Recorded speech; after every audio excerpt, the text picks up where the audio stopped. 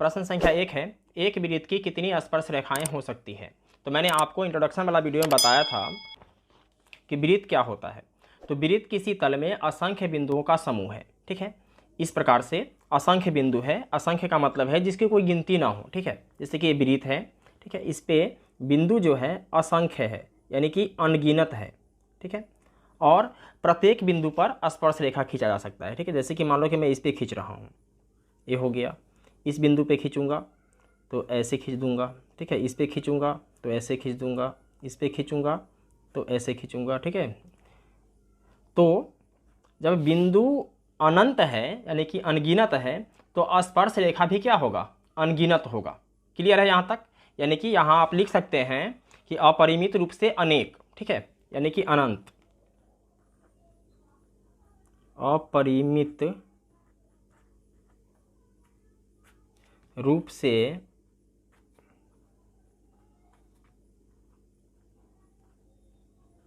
अनेक, यानी कि आप अनंत लिख लो, कोई दिक्कत नहीं है,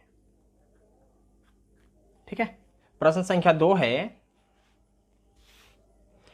रिक्त स्थानों की पूर्ति कीजिए।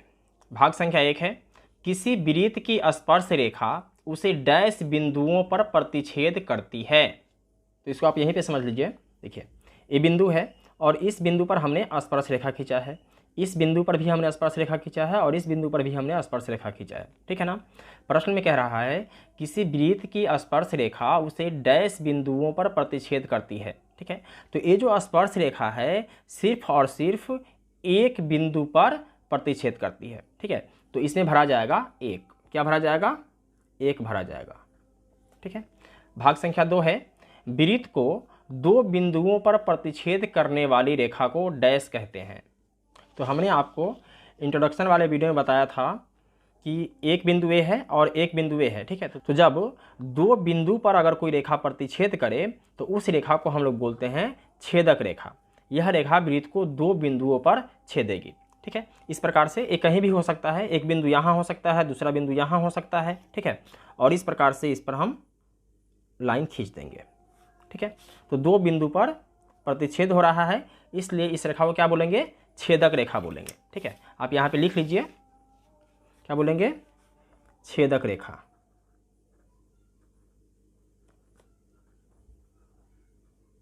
ठीक है। भाग संख्या 3 है, एक वृत्त की डैश समांतर स्पर्श रेखाएं हो सकती है, ठीक है। जैसे कि ये वृत्त है, ठीक है, एक हमने इधर खींच दिया स्पर्श रेखा, ठीक है, और एक इधर खींच दिया, ठीक है। ये समांतर बोल रहा है स्पर्श रेखा, ठीक है। तो एक हमने इधर खींच दिया और एक इधर खींच दिया, तो एक वृत्त पर केवल और केवल दो ही समांतर स्पर्श रेखा हो सकती है, ठीक है, तीसरा नहीं हो सकता। जैसे कि मान लो कि हम यहाँ पे खींच रहे हैं, ठीक है, तो ये समांतर तो हो जाएगा लेकिन क्या हो गया, ये छेदक रेखा हो गया, यानी कि समांतर स्पर्श रेखा नहीं होगा, ठीक है। समांतर स्पर्श रेखा होगा तो एक ए वाला और एक ए वाला, कितना, दो होगा। तो आप यहाँ पे लिख सकते हैं दो। भाग संख्या 4 है, वृत्त तथा उसकी स्पर्श रेखा के उभयनिष्ठ बिंदु को डैश कहते हैं, ठीक है। जैसे कि ये वृत्त है, ठीक है, और उसकी स्पर्श रेखा के, ठीक है। तो ये वृत्त है और इस पे हमने क्या किया, स्पर्श रेखा खींच दिया, इस तरीके से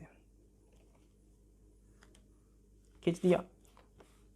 तो उभयनिष्ठ बिंदु को क्या कहते हैं, ठीक है। तो ये है उभयनिष्ठ बिंदु, ठीक है। ये जो बिंदु है इस रेखा पर भी है और इस वृत्त पर भी है, ठीक है, इसलिए उभयनिष्ठ होता है। उभयनिष्ठ का मतलब है कि जो दोनों जगह हो, ठीक।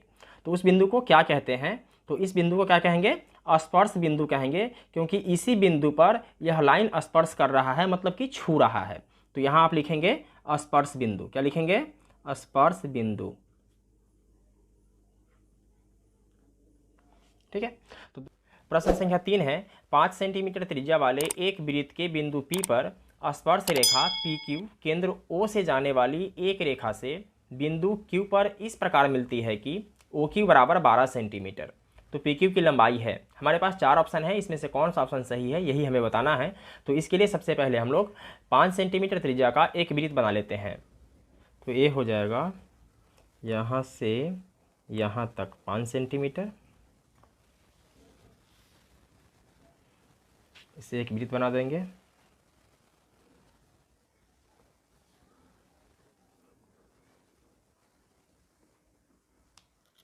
ये हो गया वृत्त, ठीक है।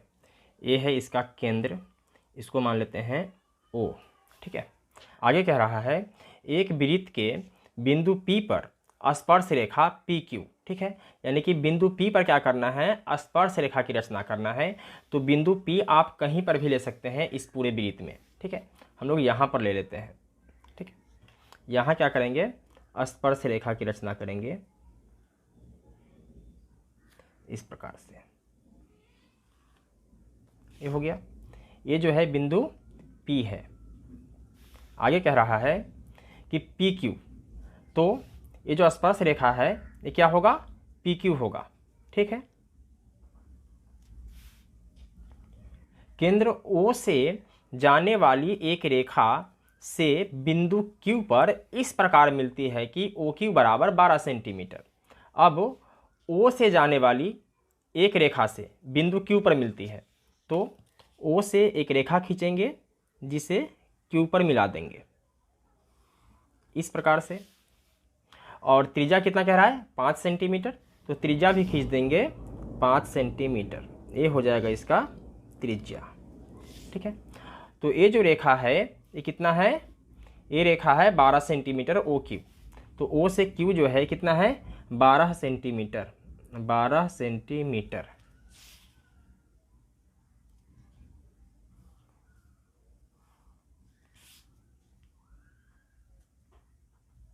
और त्रिज्या कितना है, 5 सेंटीमीटर, तो ये हो जाएगा 5 सेंटीमीटर।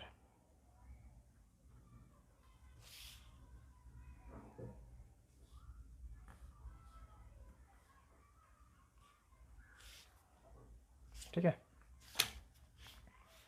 तो हमें निकालना है P से Q की लंबाई।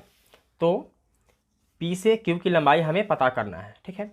अब यहाँ त्रिज्या जो है ये स्पर्श रेखा पर लंब है और स्पर्श रेखा त्रिज्या पर लंब है, आप ऐसे भी कह सकते हो, ठीक है।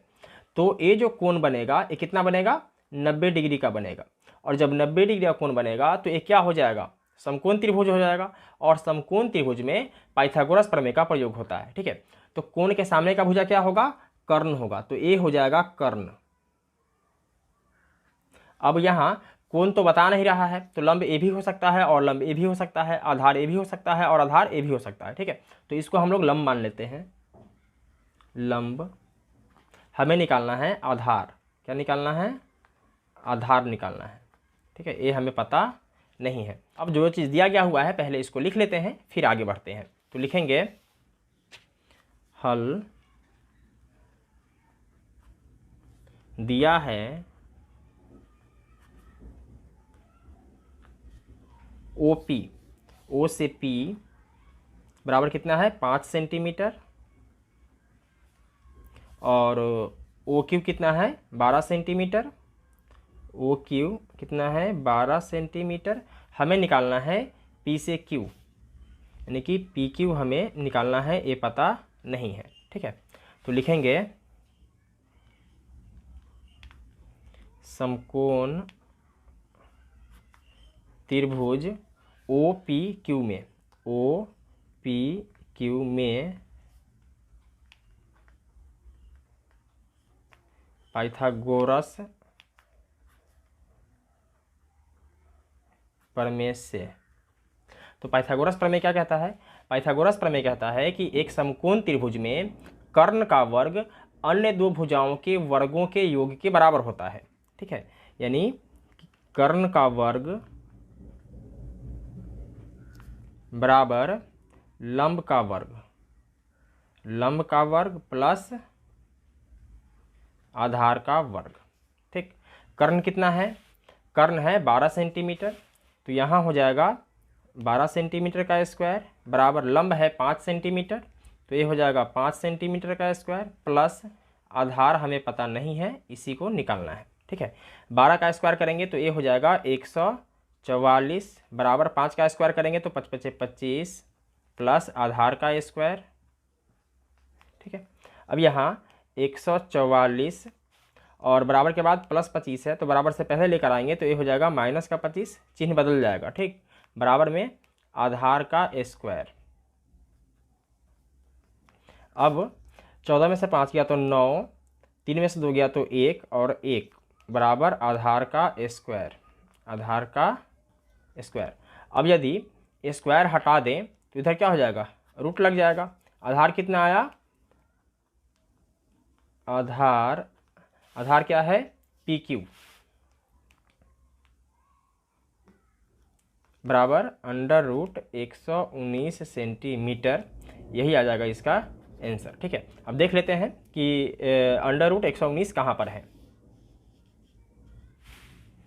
तो √119 है ऑप्शन नंबर डी में, तो ऑप्शन नंबर डी हो जाएगा इसका करेक्ट आंसर। ठीक है, चलिए प्रश्न संख्या 4 को देखते हैं। प्रश्न संख्या 4 है, एक वृत्त खींचिए और एक दी गई रेखा के समांतर 2 ऐसी रेखाएं खींचिए कि उनमें से एक स्पर्श रेखा हो तथा दूसरा छेदक रेखा हो। ठीक है, तो इसके लिए हमें क्या करना होगा, किसी भी त्रिज्या का एक वृत्त खींचना होगा। तो ये हो जाएगा वृत्त,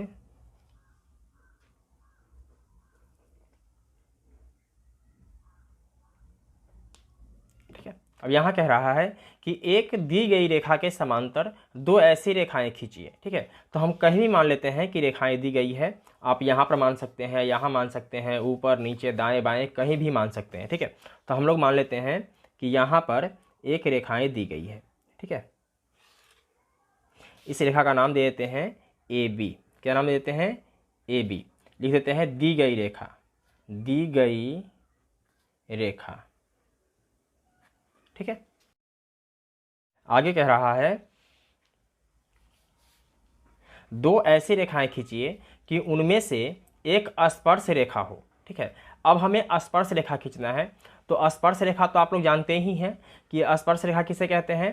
तो वृत्त के किसी भी बिंदु को स्पर्श करते हुए जो रेखा खींची जाती है उस रेखा को हम लोग बोलते हैं स्पर्श रेखा। ठीक है, तो हम लोग यहाँ खींच लेंगे।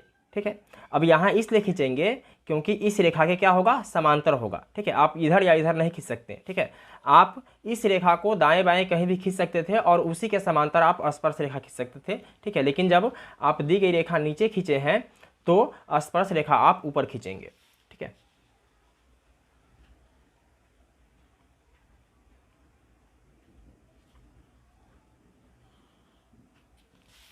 इसका नाम देते हैं AB, इसका नाम देते हैं C और D।